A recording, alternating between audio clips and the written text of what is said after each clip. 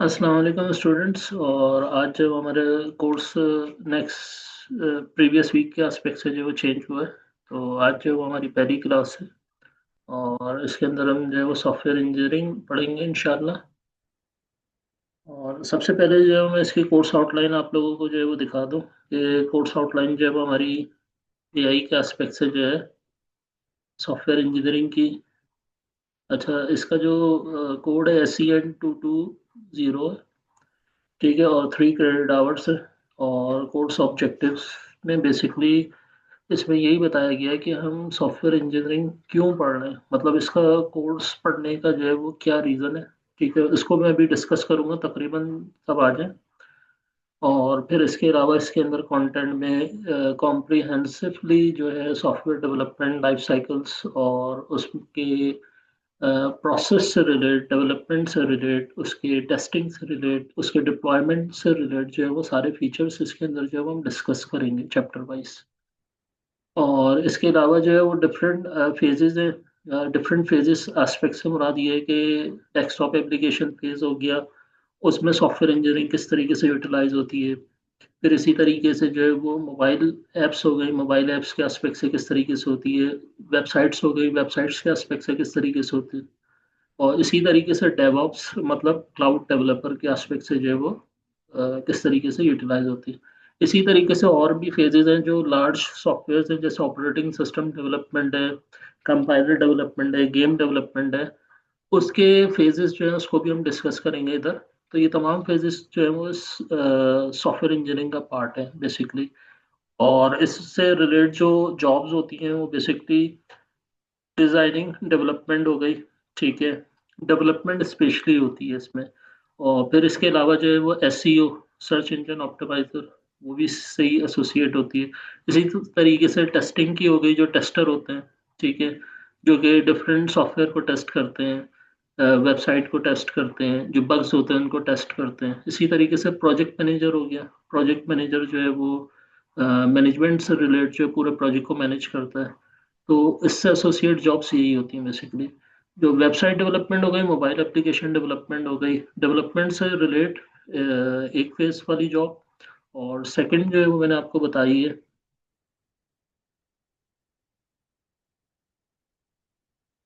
Security testing से relate हो गई, ठीक है, SEO से रिलेट हो गई। और इसी तरीके से जो है वो इसके अंदर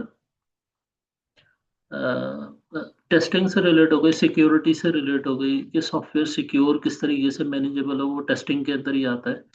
और इसी तरीके से प्रोजेक्ट मैनेजर की हो गई। तो तीन फेजेस जो है वो इसको सीखने के जो फायदे हैं वो बेसिकली ये हैं कि आपको जो है वो एज अ टेस्टर भी जो है वो चीज़ें पता चलेंगी कि किस तरीके से टेस्टिंग की जाती है बेसिक्स। और इसी तरीके से जो प्रोजेक्ट मैनेजमेंट से मैनेजर जो फेजेस को जो है वो जो इसमें टूल्स एंड टेक्निक्स यूज़ करता है उसके बारे में भी आप लोगों को पता चलेगा। और बेसिकली जो डेवलपमेंट एस्पेक्ट से वेब हो गई, मोबाइल हो गई, और इसी तरीके से डेवऑप्स हो गई, तो उनके फेजेस भी हमें पता चलेंगे। ठीक है, तो बेसिकली इस कोर्स का जो मकसद है ना, वो आपको जो सही टेक्निक्स हैं डेवलपमेंट के एस्पेक्ट से, उससे आप फेमिलियर हो जाएंगे कि मतलब क्या क्या फेजेस होते हैं, किस किस तरीके से होते हैं, और किस तरीके से तमाम चीज़ें जो होती हैं वो एप्लीकेबल होती हैं। और राइट डायरेक्शन जो होती है वो हमें पता चल जाती है। और अगर हमारे पास एक और भी फेज़ होता है, रीयूजेबिलिटी का फेज़ भी होता है। और दूसरा ये भी होता है कि आपका अगर प्रोजेक्ट मेंटेनेंस आए, तो मेंटेनेंस के एस्पेक्ट से जो है वो आपको अगर ये फेजेस पता है, तो आप इजीली इसको जो है वो क्या कर सकते हैं, टैकल कर सकते हैं, मतलब मेंटेनेंस दे सकते हैं। ठीक है, किसी का सॉफ्टवेयर पहले से बना हुआ हो और उसको एनालाइज करना, उसमें बग डिफाइन करना, और ये भी एक टेक्निक होती है बेसिकली। ठीक है, तो इस टेक्निक के एस्पेक्ट से जो है ना उसको भी हम डिस्कस करेंगे, मेंटेनेंस किस तरीके से होती है और उसके अंदर जो होती हैं क्या क्या हर्डल्स आती हैं। अच्छा, बेसिकली हमारी दो बुक्स हैं इसके अंदर जो मेन है, ठीक है, सॉफ्टवेयर इंजीनियरिंग एंड सोमरवेली की है, ठीक है, इसी तरीके से सॉफ्टवेयर इंजीनियरिंग रॉजर प्रेसमैन की है। ठीक है, तो यहाँ जो है वो दो बुक्स हैं। और इसके अलावा ये हमारी रेफरेंस बुक्स हैं बाकी। ठीक है, तो ये मैं आपसे शेयर कर दूंगा और ये अपलोड कर दूंगा, तो आप इसको देख लीजिएगा। ठीक है। यहाँ हमारे पास इस तरीके से दिए हुए हैं, और डिटेल में जो कोर्स आउटलाइन है वो मैं आपको अभी दिखा देता हूँ बेटा।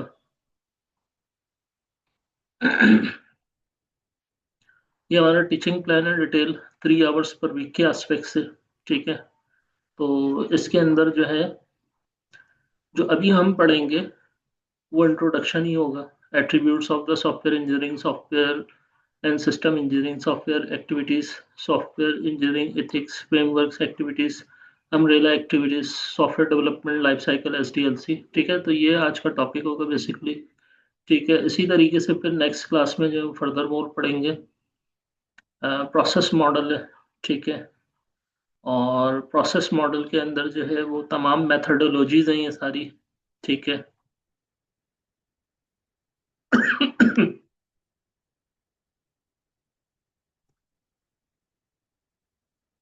अच्छा, मेथडोलॉजीज जो होती हैं वो बेसिकली, बेटा आपकी किसी की वॉइस आ रही है, इसको म्यूट कर दें प्लीज।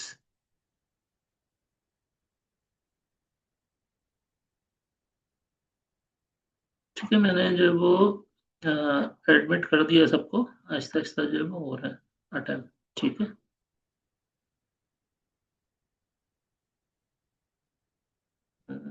हो गया। अच्छा, हम गुफ्तगू ये कर रहे हैं कि जो हमारी कोर्स आउटलाइन है उसमें जो पहला चैप्टर है वो इंट्रोडक्शन का है। ठीक है। फिर इसके अलावा जो है प्रोसेस मॉडल्स के अंदर ये 2 और 3 तमाम मेथडोलॉजीज हैं जो सॉफ्टवेयर डेवलपमेंट में यूज़ होती हैं। ठीक है। और इसके बाद जो है वो एजाइल डेवलपमेंट की मेथडोलॉजीज हैं, बिग लार्ज स्केल के ऊपर जो एप्लीकेशंस बनती हैं। और फिर डेवऑप्स की भी मेथडोलॉजीज जो होती हैं वो स्क्रम और ये एजाइल ही होती हैं बेसिकली। ये उसके अंदर कवर हो जाएंगी। फिर हमारे पास जो है वो सॉफ्टवेयर इंजीनियरिंग के एस्पेक्ट में सबसे मोस्ट इम्पोर्टेंट तरीन चीज़ क्या होती है कि रिक्वायरमेंट हमें पता हो सारी, सिस्टम के एस्पेक्ट से, सॉफ्टवेयर के एस्पेक्ट से, डेवलपमेंट के एस्पेक्ट से, टेस्टिंग के एस्पेक्ट से, और इसी तरीके से जो है वो टेस्टिंग के एस्पेक्ट से हो गई। तो हमें जो है वो तमाम फंक्शनल रिक्वायरमेंट्स सारी तमाम चीज़ों की पता हो, सॉफ्टवेयर लेवल पे किस तरीके से होगा। ठीक है। तो इस चैप्टर के अंदर ये तमाम चीज़ें देखेंगे। फिर इसके बाद जो है वो आपकी एसआरएस डॉक्यूमेंटेशन से रिलेट, रिक्वायरमेंट से रिलेट, और फेजेस से रिलेट जो तमाम डॉक्यूमेंटेशन के अंदर जो प्रोसेस यूटिलाइज होता है, इसको हम देखेंगे इसके अंदर बेसिकली इस चैप्टर के अंदर। फिर रिस्क मैनेजमेंट है, और रिस्क मैनेजमेंट कि हमारे पास जो है वो क्या क्या रिस्क फैक्टर्स हो सकते हैं, किस तरीके से जब हम इसको यूटिलाइज करें। ठीक है। और किस तरीके से जब हम टैकल करते हैं, तो ये तमाम चीज़ें जो है वो रिस्क मैनेजमेंट के अंदर आएंगी। ठीक है। इसके बाद एस्टिमेशन, सॉफ्टवेयर या प्रोसेस एस्टिमेशन, और वेल प्लानिंग, किस तरीके से कितने फेजेस के अंदर जो है कितने टाइम ड्यूरेशन के अंदर जब हमारा प्रोजेक्ट कंप्लीट हो सकता है। तो ये तमाम चीज़ें जो है वो सब चैप्टर नंबर 7 के अंदर होंगी। फिर हमारा मिड टर्म है, मिड टर्म के बाद WBS, वर्क ब्रेकडाउन स्ट्रक्चर। ठीक है। और किस तरीके से हम लेवल बाय लेवल वाइज जो है वो अपनी डेवलपमेंट को कंप्लीट करते हैं। ठीक है। और फिर अगर हमारे पास किसी भी किस्म का जो है वो रिस्क आ जाए, किसी भी टाइप का रिस्क आ जाए, इसमें हम टाइप्स देखेंगे सारी चीज़ें, उसको किस तरीके से टैकल करते हैं, किस तरीके से सोल्यूशन, हमारे पास बैकअप प्लान होना चाहिए। तो वो तमाम चीज़ें हम इसके अंदर डिस्कस करेंगे। फिर इसके बाद है टेस्टिंग, टेस्टिंग की टाइप्स है। ठीक है। और फिर हम इसको देखेंगे इंशाल्लाह। इसी तरीके से टेस्ट केसेस होते हैं, वेरिफिकेशन होती है, वैलिडेशंस होती हैं, सिक्योरिटी टेस्टिंग्स भी होती हैं। ठीक है। और हैक नहीं हो, सॉफ्टवेयर क्रैश नहीं हो, किसी तरीके की एक्सेप्शंस ना आए, किसी तरीके से जो है वो सॉफ्टवेयर जो है वो अ, अपनी जो सिक्योरिटी है उसको लूज ना करे। तो ये तमाम चीज़ें जो है वो सॉफ्टवेयर टेस्टिंग के अंदर आती हैं बेसिकली। वेब बेस होगी, डेस्कटॉप बेस होगी, क्लाउड बेस, सर्वर बेस होती है, और क्लाउड बेस चैलेंजिंग होती है बेसिकली। इसी तरीके से जो है वो गेम डेवलपमेंट है, ऑनलाइन गेम डेवलपमेंट है, उसमें उसके एस्पेक्ट से जो टेस्टिंग होती है। ठीक है।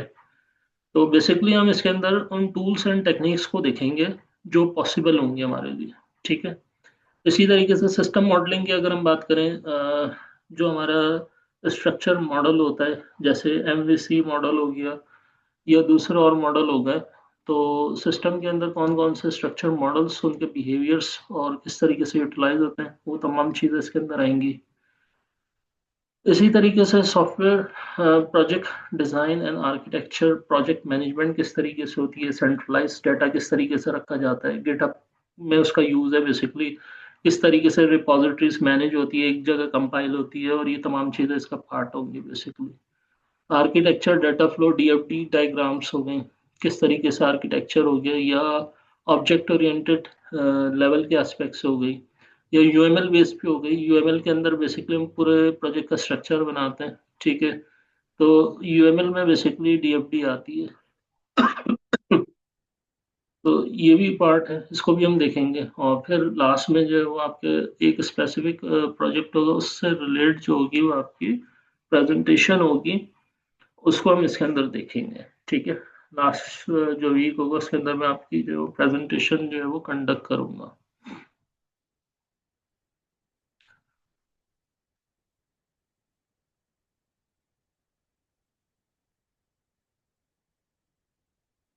ठीक है, तो ये बेसिकली हमारी जो है वो कोर्स आउटलाइन है, डिटेल बेस, ये मैं आपसे शेयर कर दूंगा इंशाल्लाह, तो इसको आप देख लीजिएगा।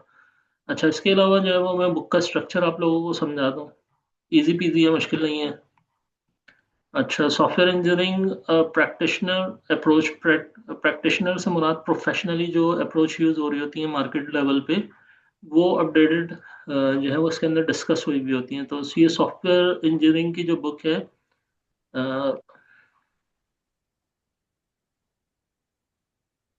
रॉजर एस प्रेसमैन की है बेसिकली ये, ठीक है।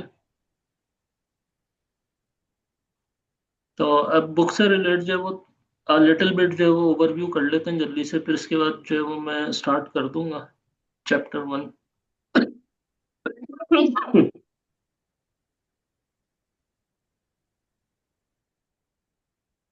ठीक है। अच्छा, सबसे पहले जो है देखें, हमारा जो है वो सबसे पहले तो हमारा इंट्रोडक्शन हो रहा है वहाँ पे। इंट्रोडक्शन की बात करें, हमारा यही प्रोसेस मॉडल, प्रोसेस सारे आ रहे हैं। तमाम मेथोडोलॉजीज आएंगी, ठीक है। तो मेथोडोलॉजीज 2 और 3 चैप्टर के अंदर कवर हो जाएंगी। तमाम एजाइल, डेवऑप्स भी सब इसके अंदर आ जाएंगी। फिर इसके बाद modelling, most important chapter. Functionality, software के एस्पेक्ट से वो पूरा उसका आर्किटेक्चर डेवलप, यूएमएल इसके अंदर बेसिकली यूज होती है, ठीक है। टूल्स भी अभी हम डिस्कस करते हैं। Data flow diagram design, startup किस तरीके से होगा, मिड किस तरीके से होगा, एंडिंग किस तरीके से होगी, वो तमाम सारे सिनेरियोज इसके अंदर जो होते हैं वो मॉडलिंग के अंदर इम्प्लीमेंट करते हैं। अगर हम डॉक्यूमेंटेशन की बात करें, तो ये पार्ट अगर बिल्कुल सही तरीके से इम्प्लीमेंट हो जाए, मतलब आपको स्टार्टिंग और अपनी मिड और एंडिंग पता हो, तो आप जो है वो जल्दी जो है वो तमाम चीज़ों के ऊपर ग्रैप्स रखते हुए, अपनी महारत रखते हुए जो है वो आप उसको सही तरीके से ऑन द टाइम पूरे सॉफ्टवेयर को जो है वो डेवलप करके जो है वो अपने क्लाइंट्स को टेस्ट भी करवा देते हैं, ठीक है। तो इसमें बेसिकली वही तमाम बातें होंगी, तमाम कॉन्सेप्ट्स होंगे। इम्प्लीमेंटेशन, डॉक्यूमेंटेशन में ये जो फेज होता है, ये मोस्ट इम्पॉर्टेंट होता है। आपका सॉफ्टवेयर चंद सालों चलता है, उसके बाद सिस्टम अपडेट होते हैं, अपग्रेड होते हैं, और आपकी एप्लीकेशन भी जो होती है वो फिर update upgrade according to the system जो है वो मांगती है मेंटेनेंस। तो उसके एस्पेक्ट से फिर जो है वो आपकी भी उसकी भी जो है वो फ्यूचर प्लानिंग भी हो, उसमें किस तरीके से मॉडिफिकेशन की जा सकती है, किस तरीके से सॉफ्टवेयर की कॉम्पेटेबिलिटी और उसकी एफिशिएंसी को रोबस्ट किया जा सकता है, किस तरीके से अपडेट अपग्रेड किया जा सकता है, ये तमाम चीज़ें इसके अंदर होती हैं बेसिकली। अच्छा, क्वालिटी मैनेजमेंट के एस्पेक्ट से जो है वो इसके अंदर चैप्टर्स है बेसिकली, जो टेस्टिंग एस्पेक्ट्स से होते हैं। सॉफ्टवेयर हो गए, कुछ ऑनलाइन सॉफ्टवेयर हैं जैसे नेट स्पार्कर के नाम से, जो कि सॉफ्टवेयर हाउसेस के अंदर यूज होता है, पेड वर्जन होता है बेसिकली। और ये जो है वो वेबसाइट में जितने भी लूप होल्स होते हैं, जितनी भी वुलनरेबिलिटी खामियां होती हैं, ये उनको जो है वो रन करके लाइव सर्वर के ऊपर जो जितने भी लूप होल्स होते हैं उसको एनालाइज करके जो है वो अगर प्रोग्रामिंग में कहीं बग्स हैं, इवन वो भी, और कहीं पर कहीं कोई खामी रह गई डेवलपमेंट में, वो भी। और कहीं पर हमारे जो इनिशियल्स हैं, जैसे साइन इन करने के जो फीचर्स होते हैं वर्डप्रेस में, जिस तरीके से हमारा एडमिन पैनल होता है, तो लोग क्या करते हैं, WP-admin लिख के जो वो चेक करते हैं कि वर्डप्रेस में बनी हुई है वेबसाइट या नहीं बनी हुई। तो मतलब इस तरीके के लूप्स होल वो ये सॉफ्टवेयर सारे बता देता है, आप उसको कस्टमाइज करके जो है वो अपनी सिक्योरिटी को एनहेंस कर लेते हैं। ठीक है। तो नेट स्पार्कर नाम है सॉफ्टवेयर का। तो जब हम टेस्टिंग साइट में देखेंगे क्वालिटी मैनेजमेंट से, तो वेब बेस्ड किस तरीके से टेस्टिंग है, और डेस्कटॉप एप्लीकेशन के अंदर white box, black box, grey box, ये तमाम चीज़ें होती हैं। एसक्यूएल इंजेक्शन, ठीक है, तो ये तमाम चीज़ें भी जो है वो इसका पार्ट होती हैं। Managing software projects large scale के ऊपर, जो आपके प्रोजेक्ट्स हैं क्लाउड बेस हैं या गेम डेवलपमेंट बेस हैं, ठीक है, तो ह्यूज होते हैं सॉफ्टवेयर, महीनों चलते हैं, उनकी मैनेजमेंट किस तरीके से होती है। एक सॉफ्टवेयर प्रोजेक्ट मैनेजर है, तो वो किस तरीके से इतने लार्ज स्केल के ऊपर जो है वो तमाम चीज़ों को जो है वो टैकल करेगा। अपनी टीम के साथ डिस्कस करना, टेक्निकल प्रॉब्लम्स आ जाती हैं, टेक्निकल प्रॉब्लम्स आ जाती हैं सॉफ्टवेयर में, उसको किस तरीके से मैनेज करना, मुश्किलात को फेस करना, अगर कोई रिसोर्स अवेलेबल ना हो उस रिसोर्स को जो है वो मुहैया करना, और अगर कोई स्किल्स चाहिए जैसे फाइनेंशियल बेस एप्लीकेशन डेवलपमेंट है, तो उससे रिलेटेड डिस्कशन करना। ठीक है, ताकि जो है वो सॉफ्टवेयर डेवलपमेंट आसानी से अपने फेजेस को कंप्लीट कर सके। फिर इसके अंदर बेटा कुछ एडवांस टॉपिक है।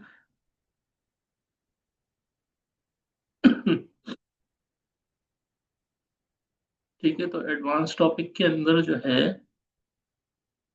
इम्प्रूवमेंट, ठीक है, और इमर्जिंग ट्रेंड्स हैं, इसी तरीके से कंक्लूजन्स हैं। ठीक है, तो ये आपकी जो हो गई आनंद सोमर में लिखी, आई थिंक सो। ठीक है, अब दूसरी बुक हम जल्दी से देख लेते हैं। सॉरी, वो रॉजर प्रेसमैन की थी और ये आनंद सोमर में लिखी है। ठीक है, तो वो बेसिक है, ये वाली जो बुक है ये बेसिक है, फंडामेंटल है बेसिकली। अच्छा, अब ये जो आ रही है ये बेसिकली क्लाउड बेस के ऊपर जो है वो डिपेंड करती है ज़्यादातर, और वेब बेस को डिस्कस करती है। जी बेटा। मेहराल, आप जो अपना माइक है सिस्टम का, उसको जो है वो म्यूट कर देना बेटा। ठीक है, चल। अच्छा, बेसिकली हम बात कर रहे हैं सेकंड बुक के ऊपर। ठीक है, और इसके एस्पेक्ट से जो मैं आप लोगों को कुछ इंटरेस्टिंग चीज़ें बता रहा हूँ। फर्दर मोर अगर आप लोग बेटा पढ़ने चाहते हैं, मतलब वो आप फिर बुक से देख सकते हैं, क्योंकि हमारे कोर्स आउटलाइन के अंदर जो है ना वो लिमिटेड है। ठीक है, हमारे सेमेस्टर के एस्पेक्ट से बेसिक्स सारी जो है वो लिमिटेड है।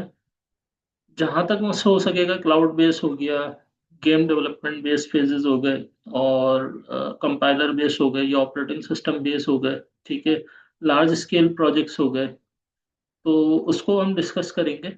ठीक है,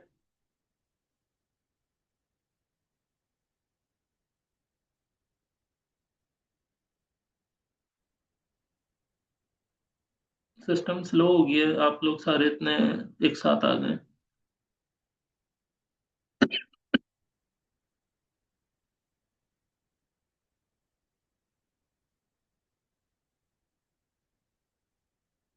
ठीक है, हैंग हो रही है, तो देखिए आ गई। अच्छा, एजाइल मेथोडोलॉजीज के बाद शुरू के दो चैप्टर तो बेसिक है, फिर मेथोडोलॉजीज से रिलेटेड। ठीक है, और फिर ये रिक्वायरमेंट से रिलेटेड सिस्टम मॉडलिंग है, बिल्कुल सिमिलर वही तरीक़ाकार है।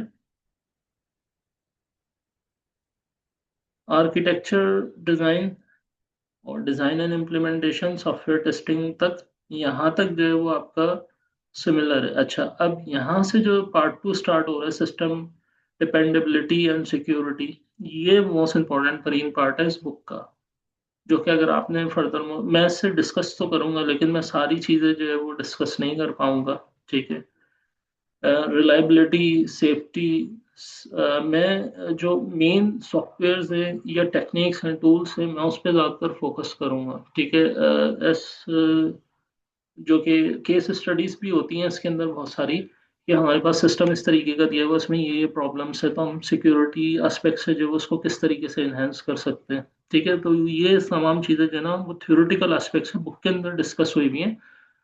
और क्योंकि फिर टेक्निकली बेस्ड जो होता है ना, वो सॉफ्टवेयर हमें जो है बैकएंड से टेस्ट करके ला के देता है कि लूप होल अगर कहीं मौजूद है तो उसको किस तरीके से सिक्योर करें। तो वो फिर डेवलपर से डिस्कस किया जाता है, ताकि जो है वो उसके ऊपर रीडायरेक्शंस लगाएं या उसके ऊपर जो है वो कंडीशंस लगाएं इस तरीके की कि अगर कोई इसको एक्सेस करने की कोशिश करे तो वो डायरेक्ट उसको रीडायरेक्ट कर दे। ठीक है। और इसी तरीके से सॉफ्टवेयर के अंदर मालवेयर इंजेक्ट करना। ठीक है। तो इसको बेसिकली हम देखेंगे। अच्छा, सबसे मोस्ट इम्पोर्टेंट तरीन चीज़ क्या आ रही है हमारी? रियूजिबिलिटी। रियूजिबिलिटी ऑब्जेक्ट ओरिएंटेड में सबसे ज़्यादा यूज़ होती है, आपको वो पता ही होगा।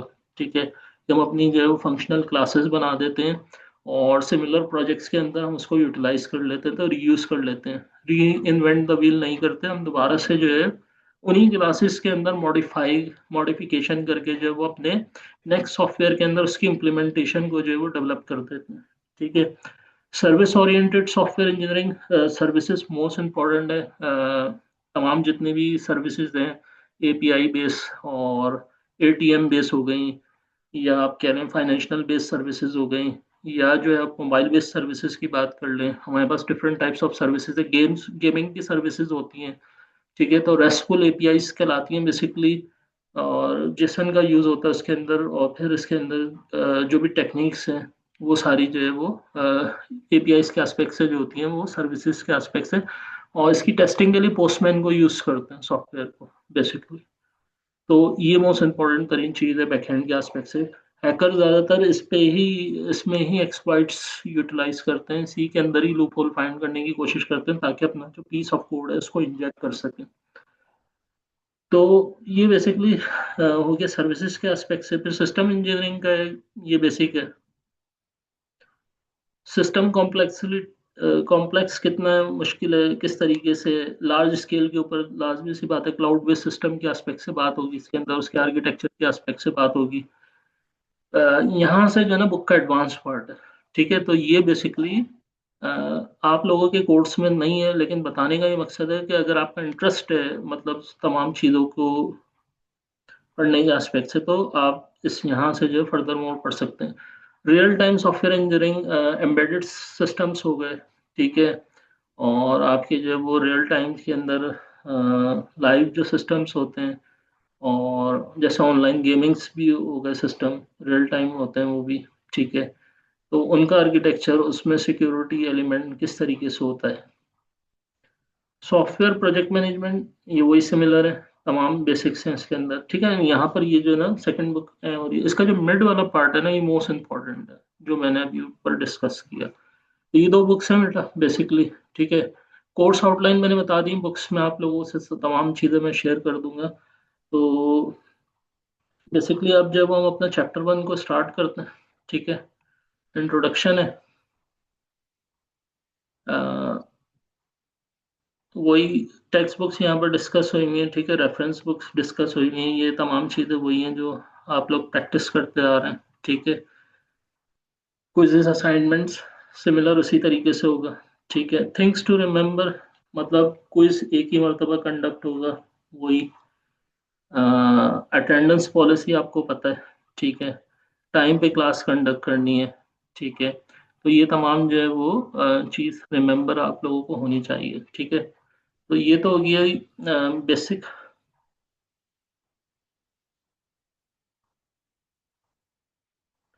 ठीक है, यहाँ से जो है वो हमारा चैप्टर 1 जो है वो बेटा स्टार्ट हो रहा है। ठीक है।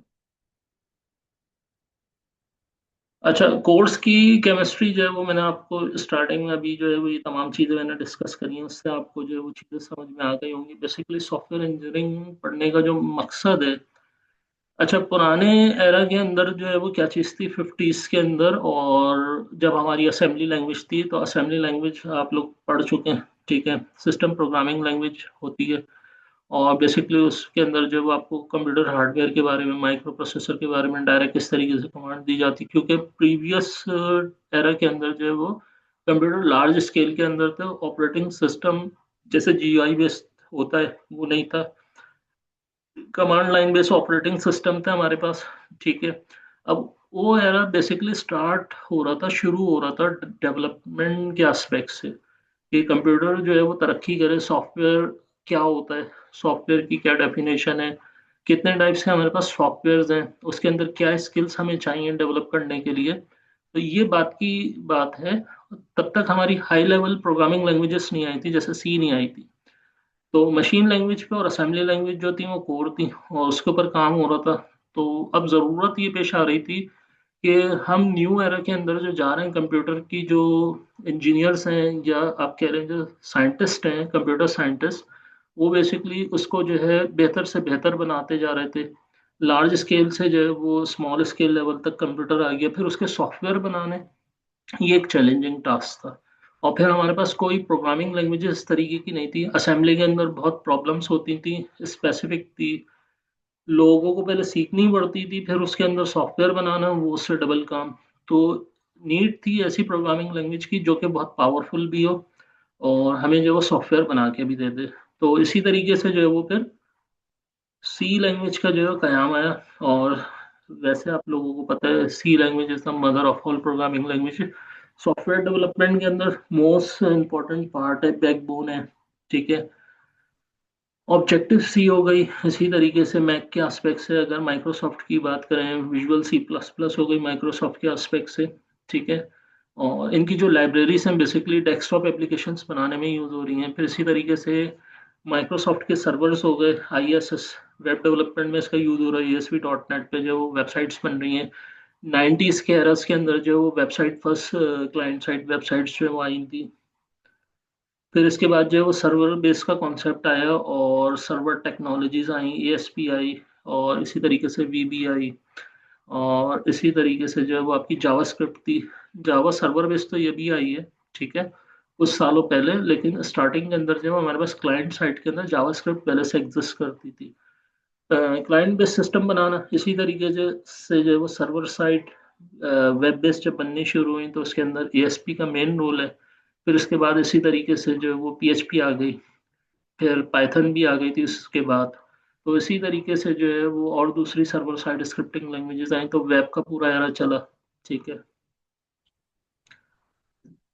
अच्छा, कितना टाइम रह गया? 4 मिनट रह गया ना, तो तकरीबन हमारे पास 31 स्टूडेंट हैं, सॉरी 30 स्टूडेंट्स हैं, तो मैं अटेंडेंस मार्क कर लूँ, और तब तक जो है वो ये हो जाएगा। तो आप लोगों ने जो है ना वो जाना नहीं है, रिकॉर्डिंग हो रही है। ठीक है। और जिसकी अटेंडेंस रह जाती है उसकी मैं एंड में मार्क करूंगा। ठीक है। अभी फिलहाल जो है वो तकरीबन सब हैं, तो अभी हो जाएगी तो अच्छा है, और रिकॉर्डिंग में भी आ रही है।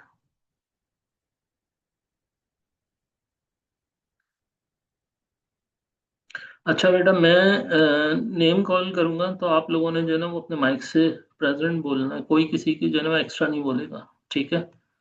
Make sure.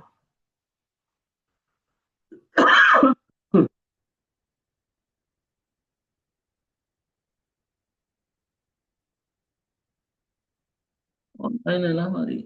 ऑनलाइन। ठीक। खैर करें। अच्छा, उसामा रहीम है? नहीं होंगे, आई थिंक सो। अता आए? अता प्रेजेंट है?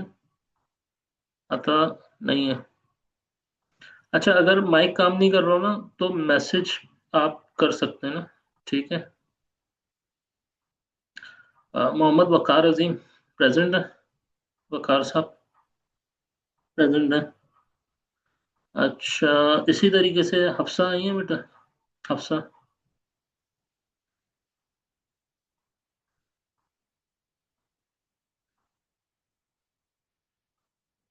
हफ्सा प्रेजेंट है। जुहा? Present. ठीक है। मेराल? मेराल आई है। शामिर? मोहम्मद शामिर? Present, sir.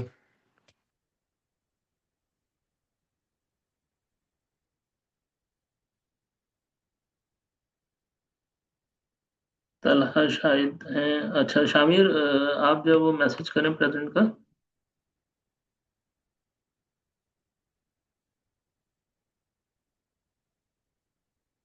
हाँ जी, शामिर साहब।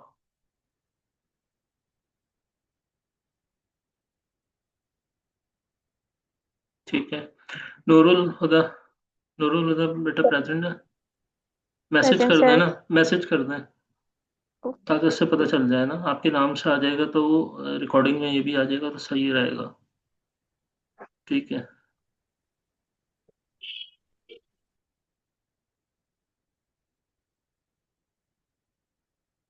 ठीक है, नूरुल हुदा प्रेजेंट है और सैयद हसीब आमिर, हसीब आमिर बेटा, हसीब प्रेजेंट है। ठीक है। अच्छा, इसी तरीके से अफान, अच्छा, अबीर, अबीर प्रेजेंट है, अबीर तो प्रेजेंट हुई थी। कृष्णा भी प्रेजेंट है, हमारा भी अभी आई हैं, और उमर आफ्ताब,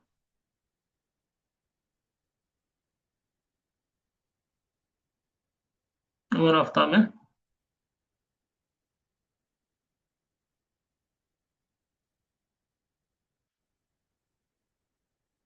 उमर आफ्ताब नहीं है।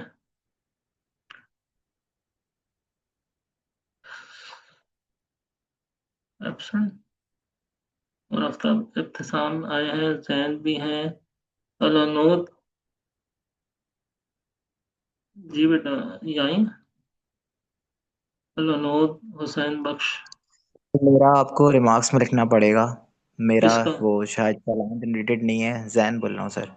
इस वजह से वो आप लगा नहीं सकते मेरी अभी। मैं अभी वो देख रहा हूँ। हाँ हाँ, तो मैं भी लिख रिमार्क्स में दूंगा। भी चलेगी। लिबास में मैं भी लिखता हूँ ना। फाइज भी है, उस्मान भी है, अनस आए बेटा, अनस। ठीक है। तलहा भी तलहा बिन शाहिद भी हैं, ओवैस है,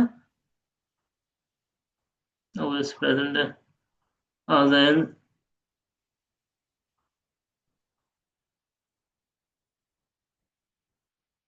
आजैन, सैयद आजैन हैं,